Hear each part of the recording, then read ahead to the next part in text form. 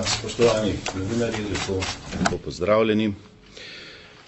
Današnja novinarska konferenca je namenjena podati določene ključne informacije in odgovoriti na določena vprašanja, ki se predvsem v javnosti in v medijih izpostavljajo v zadnjem času. Naj najprej poudarim, da volilna zakonodaja v Republiki Sloveniji ni slaba. Je dobra. Ne navsezadnje, to izhaja iz včerajšnjega poročila State Departmenta, kjer ugotavljajo, da so naše volitve odprte, poštene in seveda si Državna volilna komisija skupaj z vsemi deležniki, ki sodelujejo pri teh volitvah, prizadeva, da bo tudi tokrat tako, da bo šlo za poštene, zakonite volitve v skladu z zakonom. Seveda pa je treba ob vsem tem upoštevati tudi to, tudi in predvsem zakonodaja in navodila, ki se ob tej obstoječi zakonodaji podajajo.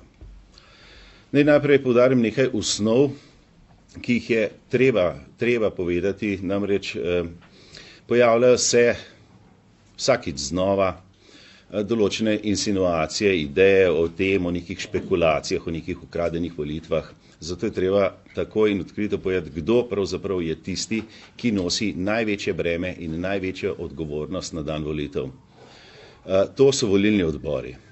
Volilni odbori spremljajo in vodijo glasovanje na voliščih in seveda tudi ugotavljajo izid volitev na dan glasovanja. Volilni odbori so sestavljeni pluralno. Notri so predstavniki vseh političnih strank, ki to seveda predlagajo. To volilne komisije, okrajne volilne komisije striktno upoštevajo. Tukaj gre za medsebojni nadzor, medsebojno kontrolo članov volilnih odborov. Seveda politične stranke in predstavniki strank in list kandidatov lahko imenujejo oziroma predlagajo, imenujejo jih okrajne volilne komisije, tudi svoje zaupnike, ki ravno tako sodelujejo na volitvah, ne sodelujejo, pač pa opazujejo, kontrolirajo in so navzoči, lahko navzoči tudi v času glasovanja. Seveda ne smejo vplivati na delo volilnih odborov, lahko pa celoten potek ugotavljanja izida volitev nadzirajo.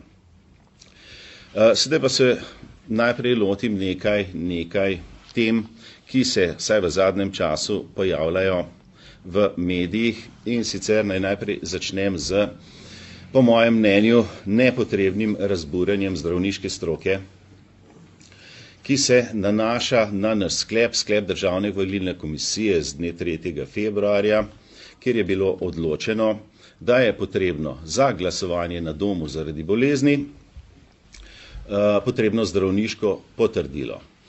Res je, da je bil tak sklep letos prvič sprejet, vendar je treba povedati tudi ozadje izdaje tega sklepa. Pred leti namreč takih primerov ni bilo. Bil je eden ali dva primera v celotni Sloveniji, kjer je nekdo zaradi bolezni zaprosil za glasovanje na domu.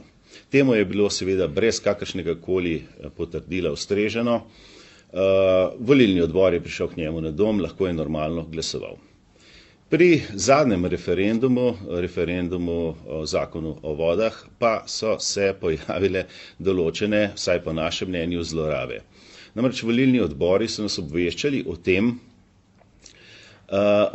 da so seveda dobili obvestilo oziroma prošnje za glasovanje na domu, ker naj se volivec ne bi mogel zglasiti na volišču. Ob prihodu pa so ugotovili, da gre seveda za popolnoma zdravega, vsaj seveda na prvi pogled, saj volilne komisije niso pristojne za to, da bi ocenjevali njegovo zdravstveno stanje, ugotovile, da gre za popolnoma zdravega volivca, ki je še zelo prostodušno priznal, da se mu enostavno ni dalo na volišče in da je zaradi tega zaprosil za glasovanje na domu in seveda to smo mi pri letošnjih volitvah želeli preprečiti s takim načinom. Mi razumemo zdravniško stroko, razumemo obremenjenost vseh zdravnikov, še posebej v teh zadnjih 2 letih, vendar menimo, da je enostavno to bilo potrebno storiti. Res je tudi to, da smo potem naš sklep omilili In sicer, da ni potrebno potrdilo, ampak zadostuje neko obvestilo kateregakoli zdravnika, ne samo družinskega zdravnika, lahko je specialist, lahko je kdorkoli, lahko gre za sporočilo po mailu na kakršenkoli način, lahko je enostavčno, kakorkoli, gre samo za to, da je potrdilo zdravnika, da se volivec na dan glasovanja zaradi bolezni, to je pomembno, ne more zglasiti na glasovanju, na volišču in tam glasuje. Se pravim, to razburjenje šlo je pravzaprav za nek vihar v kozarcu vode, ker se je ob tvornem sodelovanju z Ministrstvom za zdravje ta zadeva uredila, namreč minister za zdravje je poslal dopise zdravstvenim organizacijam, da naj sledijo našemu predlogu in ta potrdila izdajo. Moram tudi povedati, da ne gre za gromozanske številke. Nas je bolj vodila bojazen, da bi lahko šlo za visoke številke. Tukaj gre v zadnjem primeru če se ne motim, direktor, za okrog 1000. Zadnje volitve 1030. 1030 primerov in če upoštevamo, da imamo pri nas okrog 1400 družinskih zdravnikov, pomeni, da to za njih res ne more biti ne vem kakšna obremenitev.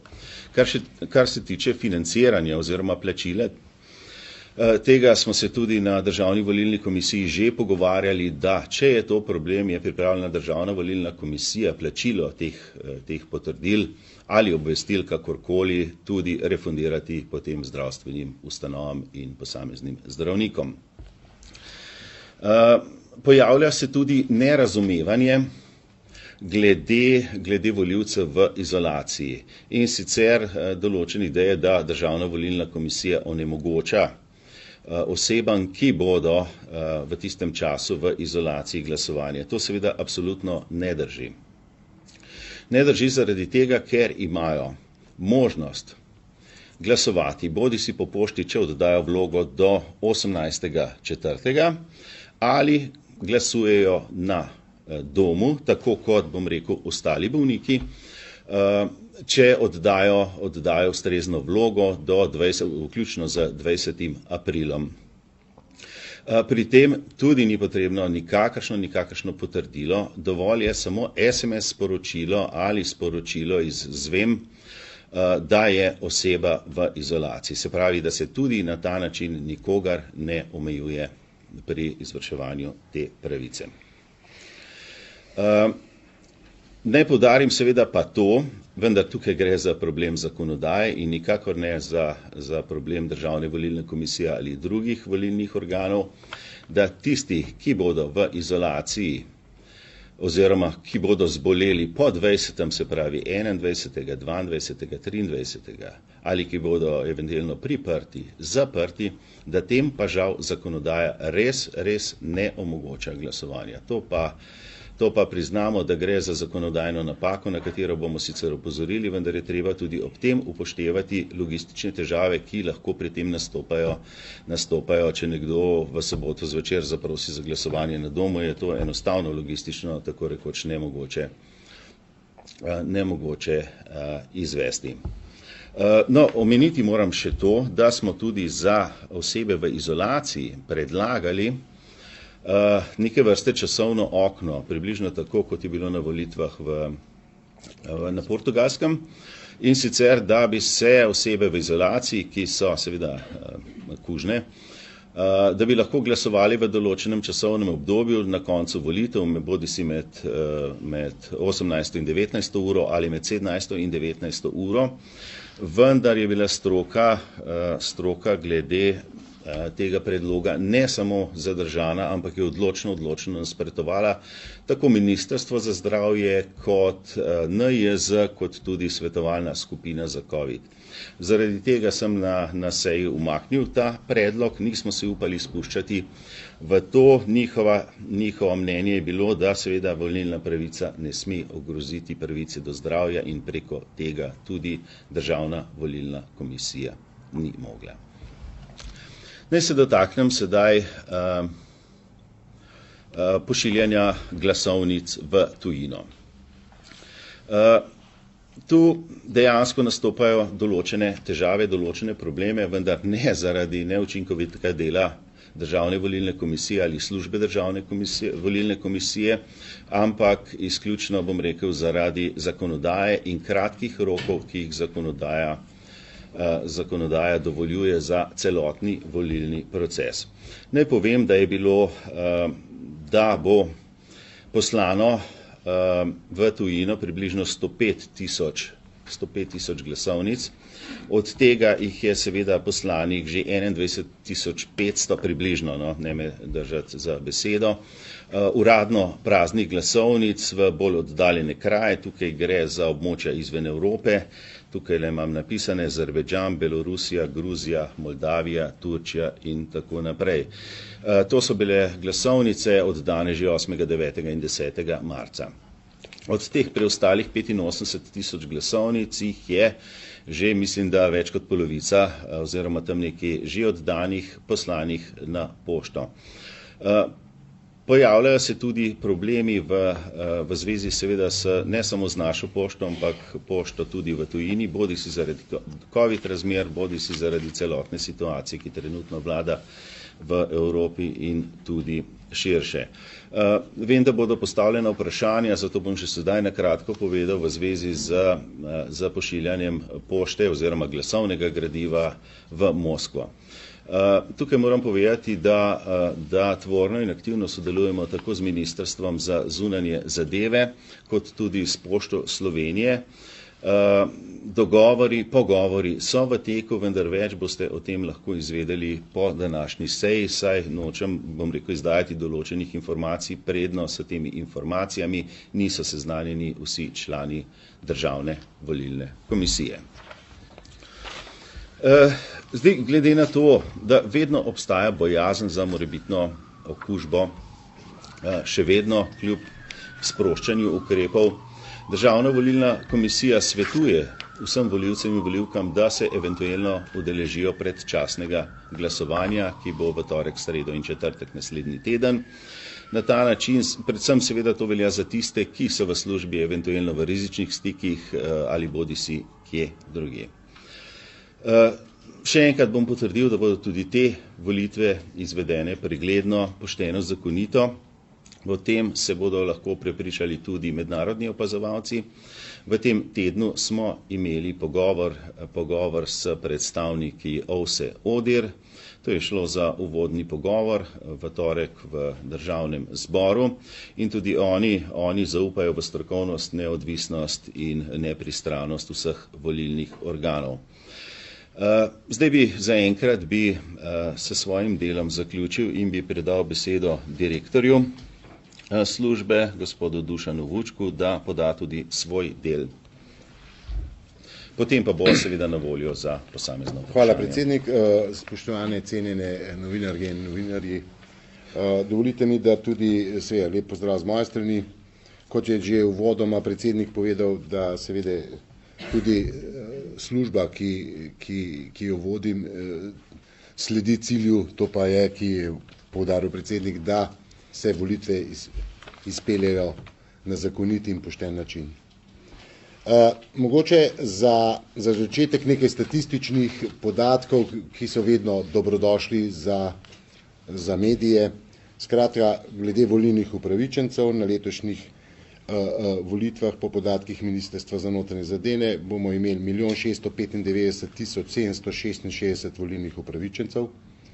Od tega jih je seveda s stalnim prebivališčem v Republiki Sloveniji 1.589.013 in pa 106.753 tako imenovanih izseljencev, to so državljani Republike Slovenije, ki imajo stalno prebivališče v tujini. Mogoče kot zanimivost naj povemo, da od leta 2018 se je število teh izseljenih ali pa preseljenih, ki so se odselili v tujino, povečalo za približno 10%, kajti na zadnjih volitvah predčasnih je bilo takih volilnih upravičencev 96.796. Volišča, kot veste, bomo imeli skupaj ne približno, ampak točno 3.179 volišč, od tega je 2.995 rednih volišč, 96 volišč za predčasno glasovanje, ker so na katerih okrajih tudi po 2 volišča za predčasno glasovanje in pa tako enih 88 volišč Omnija. Sodelovali bo seveda, kot je rekel predsednik, da so najbolj ključni volilni odbori, teh bo približno nekaj več kot 19 000, potem pa so tukaj seveda še vključene v izvedbo, tako vse okrajne volilne komisije, volilnih enot in pa tajniki teh komisij in pa druge osebe, ki sodelujejo pri volitvah. Na teh volitvah imamo seveda tudi specifiko, ker imamo pravico, se pravi še pripadniki narodne skupnosti madžarske in italijanske narodne skupnosti, 2798 volilnih upravičencev je pripadnikov italijanske narodne skupnosti in 5649 madžarske narodne skupnosti. Jaz se opravičujem, predsednik, še enkrat dotaknil tistega, kar ste vi na začetku poudaril in še enkrat poudaril,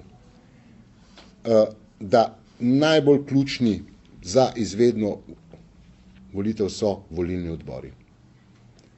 To so državljani Republike Slovenije z volilno pravico na posameznih okrajih, ki jih na predlog političnih strank, lokalnih skupnosti in ožjih delov krajevnih skupnosti imenujejo okrajne volilne komisije. Na njih je velika odgovornost. Velika. Oni so tisti, ki so najbolj odgovorni in nosijo to odgovornost. In jaz moram reči, da z zadovoljstvom ugotavljam za vse pretekle volitve, da jim gre za zaupati.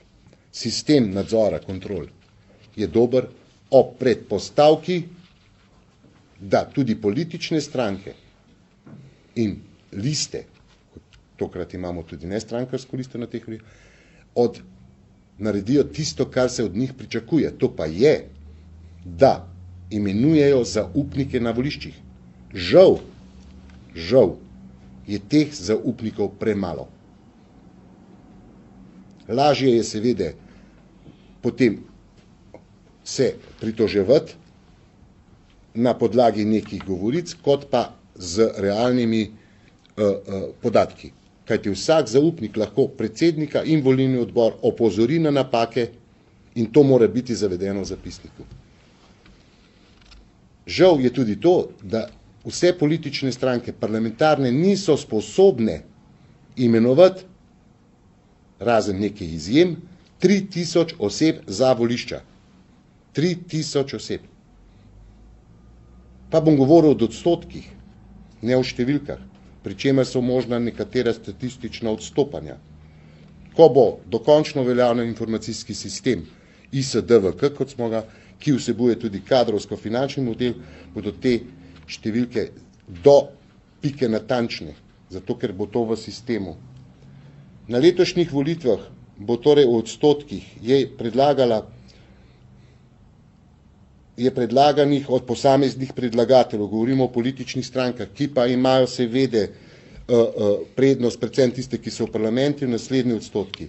Slovenska demokratska stranka ima na voliščih 14,87% vseh,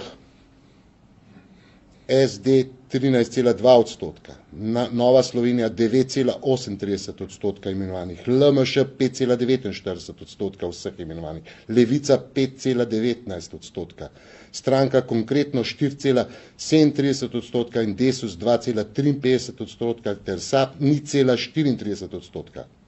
Neparlamentarne politične stranke, ki pridajo na vrsto, kadar drugih predlogov ni dovolj, so predlagale 6,4% članov, 18%, 78% pa so še drugi predlagatelji, to pa so lokalne skupnosti in ožji del lokalne skupnosti. Državna volilna komisija, predsednik, upam, da ne bom presegel, mi smo že s predsednikom se dogovorili, da spremljamo in da bomo po končanih volitvah pripravili nek nabor predlogov za spremembo zakonodaje, ki bodo v luči izboljšanja celotnega volilnega procesa. Ne bomo se seveda dotikali tistih vprašanj, ki so per excellence politično vprašanje volilnega sistema, kakšen volilni sistem, ampak naša skrb je, da je zakonodaja taka, da omogoča učinkovito izvedbo volitev. Ena od predlogov bo sigurno, da se ta člen dopolni. Moja ocena je, da tukaj manjkajo med predlagatelji civilna družba in da se državljani lahko tudi sami prijavijo. Služba Državne volilne komisije prejema pred volitvami kar nekaj zaprosil, kam naj se prijavijo, koga obvestijo, da bi radi delali v volilnem odboru. Nekaterim seveda tudi želijo sodelovati, participirati pri temu in nekaterim 60 € pomeni veliko.